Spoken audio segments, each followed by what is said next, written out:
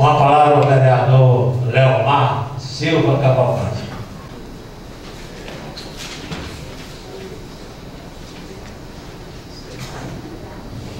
Boa tarde, excelentíssimo senhor presidente. Boa tarde, primeiro e segundo secretário. Boa tarde a todos os meus pares, amigos e todos os ouvintes da Rádio Pop Brasil FM e a todos os presentes. Inicialmente faço do meu primeiro discurso uma forma de agradecimento à minha família, a meus amigos e principalmente àquelas pessoas que me colocaram hoje aqui. E gostaria de dizer a todos os trindadenses que pode contar comigo, com meu mandato, para ser a voz de cada um de vocês aqui dentro dessa casa.